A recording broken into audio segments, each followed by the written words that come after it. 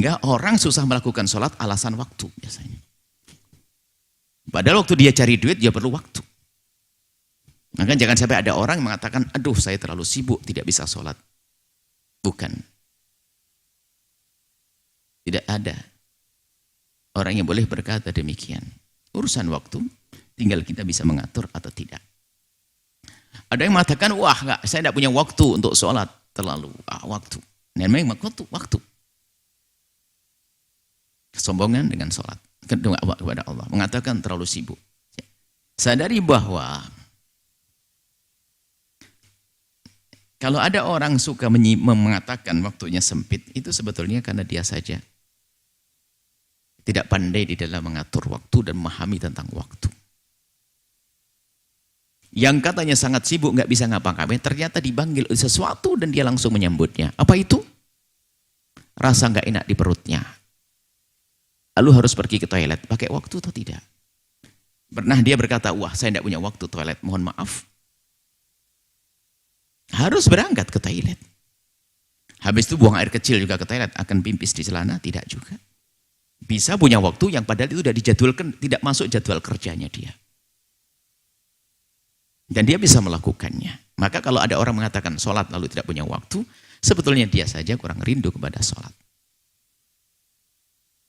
Seharusnya rindunya kepada sholat adalah melebihi daripada kerinduan dia terbebas dari sakit perutnya. Lebih daripada kerinduan dia membebaskan dia daripada menahan buang air kecil dan seterusnya. Punya waktu setelah itu. Bahkan kadang-kadang lihat, dia malah membayar waktu bukan dengan waktu dia mendapatkannya. Padahal dia, oh saya sibuk, nggak bisa. Awas. Kamu akan mengambil waktu dan harus bayar. Nginep di rumah sakit seminggu. Bayar dia. Oh apa? Ayo. Seminggu, bukan 1 jam, bukan 10 menit untuk sholat. Kenapa juga mau begitu? Saya tidak mau sakit, pengen sembuh. Akhirnya dia bayar. Bayar lagi. Bukan waktu mendapatkan uang, tapi waktu menghabiskan uang. Bisa? Maka urusan kesempatan ini kita yang mengolah. Maka kalau orang dikit-dikit merasa saya sibuk, gak bisa apa-apa, dia akan sibuk. Karena apa? Dia sudah menjadikan waktunya sempit, sesempit harapan dan sesempit dadanya, sempit otaknya. Tapi kalau orang merasa longgar, waktunya akan longgar. Lihat saja ada satu orang bisa ngerjakan bermacam-macam. Seorang ibu tanpa suami, suaminya meninggal dunia, punya anak 4, dirawat, bersih, mandi, diantarkan sekolah, cari nafkah, beres. Ada. Tapi ada yang sempit, nggak punya suami meninggal, anak banyak, dan setiap hari begitu, sempit terus. Sama anak lagi belajar, katanya, oh saya terlalu banyak, terlalu waktu, nggak punya kesempatan, hanya dia akan disempitkan.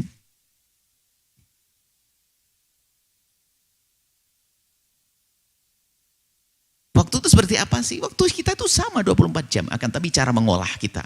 Mengolah dengan manajemen waktu, mengolah dengan perasaan kita, mengolah dengan pikiran kita, sehingga waktu menjadi longgar.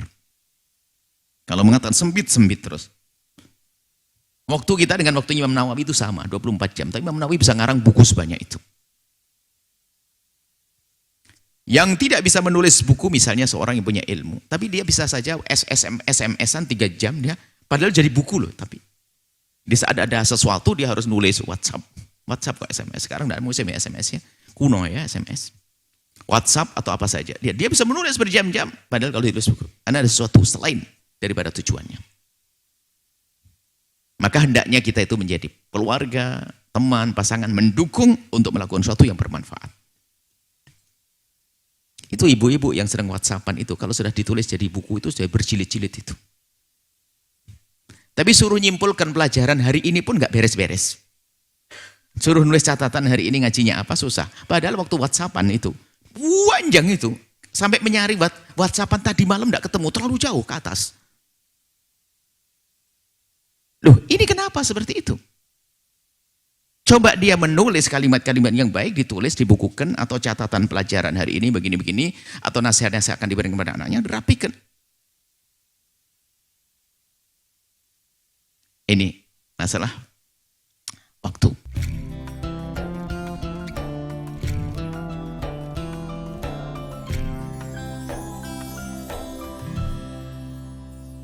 Sahabat Al-Bahjah TV, setelah menyaksikan video ini, jangan lupa bersolawat kepada baginda Nabi Muhammad. Shollu ala Nabi Muhammad. Allahumma sholli alaihi